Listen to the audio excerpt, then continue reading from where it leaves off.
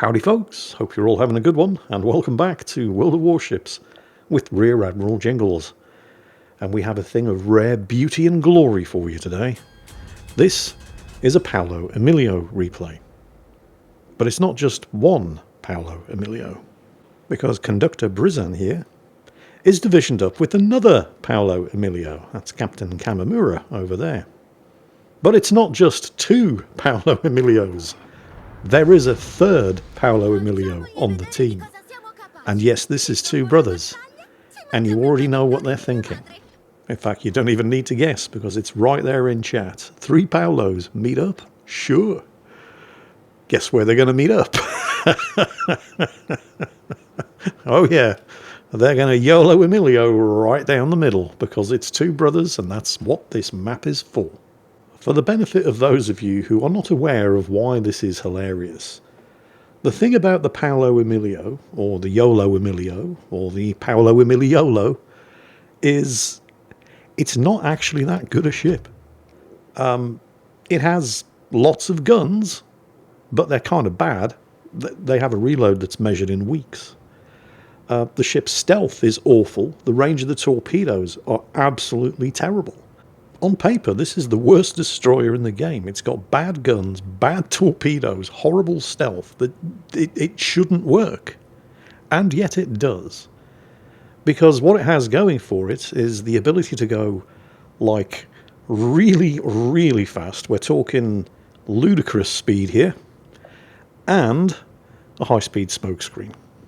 Which means that when the YOLO Emilio selects a target, hits that speed boost and goes into choo-choo motherfucker mode, the target is going to die. It's just a question of whether or not it can take the YOLO out with it, which is a distinct possibility, because the only downside of the choo-choo motherfucker mode in this ship is the ability to actually survive YOLOing into your victim of choice. But you can multiply the odds by just multiplying the number of Paolo Emilios. And this isn't quite a 3 Paolo division, but it's as close to one as I have yet seen.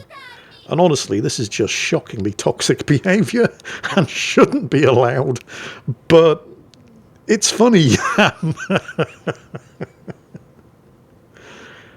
What's not funny, however, Wargaming Matchmaking at its finest. If you have a look at the team lists on the top of the screen, I mean, aside from the fact that both teams have 5 destroyers, which means the 4 battleships on each team are going to be extremely nervous, but it's put 3 Paolo Emilios on one team. I mean, one team had a division of 2, and the matchmaker thought, how can we even this up? I know, we'll give them a third. But it's not all going Conductor Brizan's team's way, because, again, if you look at the team list, you'll see that his team don't have any aircraft carriers. But neither do the enemy team, Jingles. Yeah? Well, what are those aircraft, then? That's right, the enemy team have 2. They've sneaked in a couple of hybrids, a Nebraska and a Kearsarge. That's right, kids, the World of Warships matchmaker, screwing up your team balance since 2015, because this is what happens when dividing by 2 is just too complicated for the development team. So, the fact that the enemy team do have 2 carriers, and they did send aircraft up the middle because it's 2 brothers, so of course they did, means that they have spotted this, well, not division, but this, let's call it a squadron of 3 destroyers rushing down the middle. Now, if you were in any other 3 destroyers, this might be suicide. They've completely lost the element of surprise. All of those enemy ships are going to be cocked, locked and loaded and just waiting for them. Or are they? Normally that would be the case. But who wants to hang around waiting for 3 Paolo Emilios? Just because you know they're coming doesn't necessarily mean you can actually do anything about it. And here it goes. And immediately you can tell the enemy team have all fucked off. They saw them coming. They thought, nope, fuck that shit. We're getting out of here. Because these guys are taking the enemy base cap completely uncontested. There isn't a single enemy ship that's stuck around waiting for them, with the possible exception of the Yugamo. Bless him. Well, I mean, somebody had to try. And the thing about the Paolo Emilio's guns is, I mean, they are shit. But it does have 8 of them. And with 3 Paolo Emilios, instead of firing 8 shots every week and a half, you're actually firing 24. And that will be enough to kill a Yugamo, who was almost certainly launched torpedoes. But, you know what they say, obvious torpedoes are obvious, and if you know they're coming, they're not that difficult to dodge. Especially at the speeds these things are capable of. And there it goes. First blood to Paolo. Who's next? Oh dear, oh dear, oh dear. It's not looking good for the Nebraska, is it?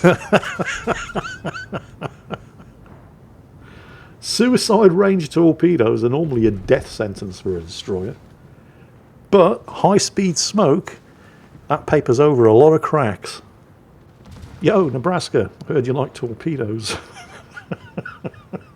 Oh, man.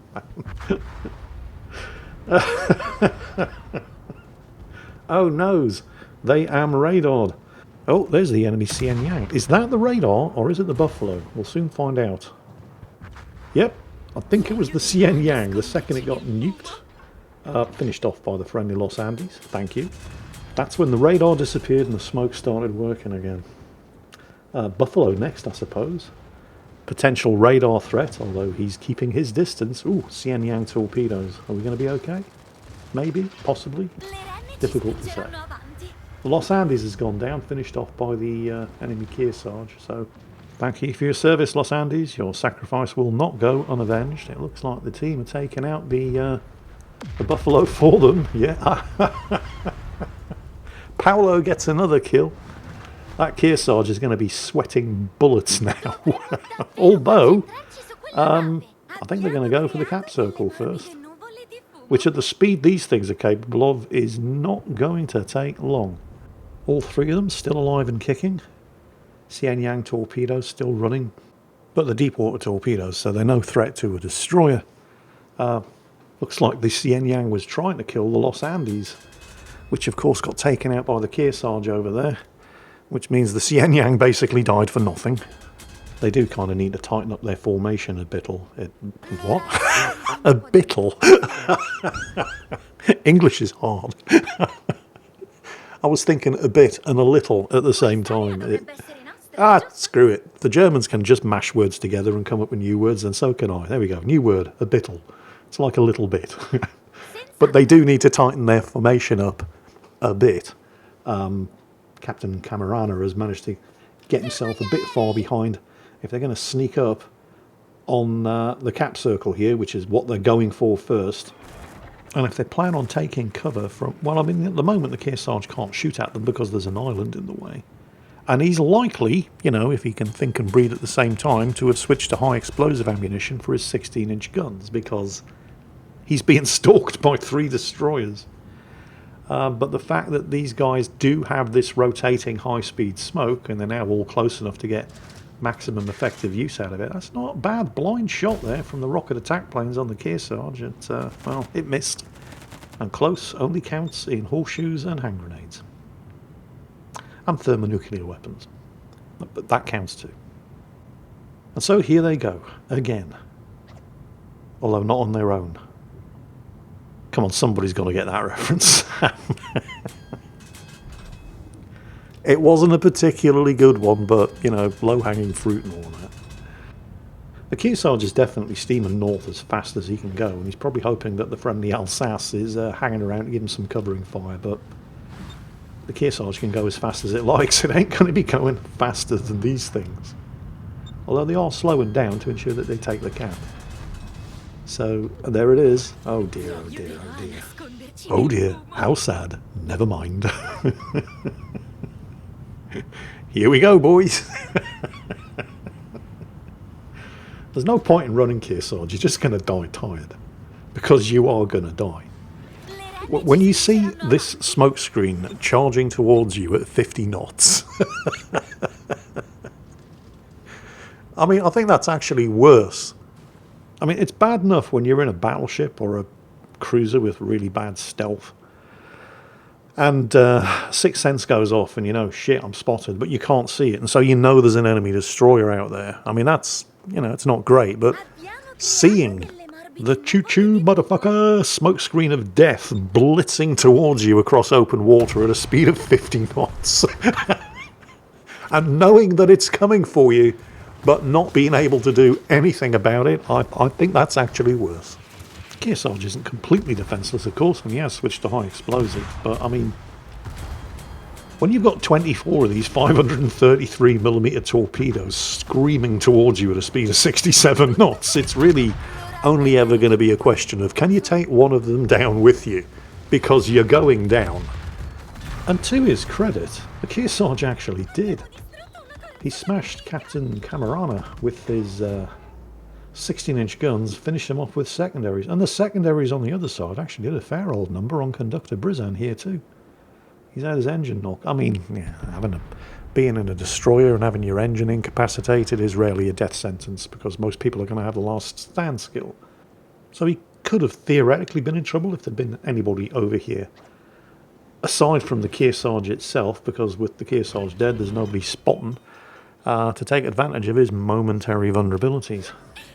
So, 2 Paolo Emilios left, and the enemy team are taking a savage kicking, although they might be down, but they're not out yet.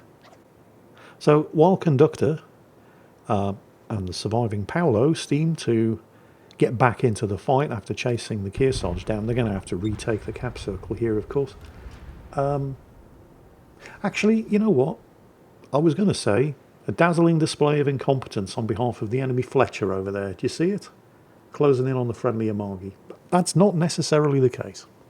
Because I think most people, when they see a destroyer, and if you look at the minimap and see just exactly how close that Fletcher is to the Amagi, when you see a destroyer get that close to a battleship, unload all of its torpedoes, and not sink the battleship, and then in fact get killed by the battleship, I think the natural inclination is to say, wow, that destroyer sucked. And that might be the case.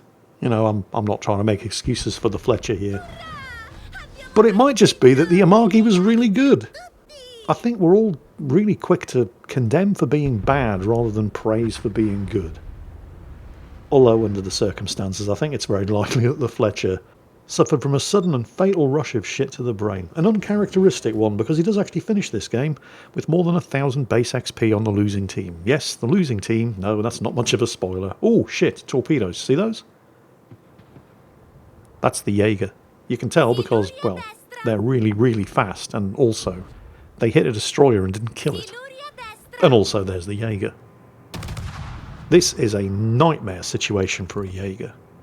Don't get me wrong, the Jaeger is an excellent destroyer. The torpedoes, well, you just saw, they don't hit very hard, but they're lightning fast, and it has an extremely fast torpedo reload. But its guns are really, really bad. Now, the Paolo Emilio's guns aren't great, but they're better than the Jaeger's. And even without the engine boost running, a Paolo Emilio can easily run a Jaeger down. I mean, the Jaeger's not slow, but it's not fast either. The Jaeger might have been able to run for the cover of the island and survive on a sliver of health, but, well, he turned, which made him an easier target, slowed him down, guaranteed he was going to die. And the only possible reason for him to do that, because it was basically suicide, would have been to try to take somebody down with him. And, yep, he got torpedoes away. Which means Conductor Brizan is now the last surviving Paolo Emilio. But the Amagi over there is the last ship surviving on the entire enemy team, and he's caught in a destroyer sandwich with Conductor's team on 973 points. The choo-choo motherfucker mode engaged, and all the Amagi can do is watch as his doom approaches. The Yugamo scuffed his torpedo shots. It's not going to matter though, is it? No.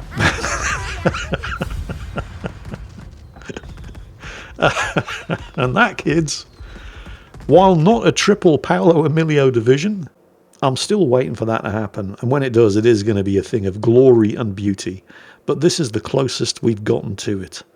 And you know what? It'll do. Hope you all enjoyed it. And as always, take care. And I'll catch you next time.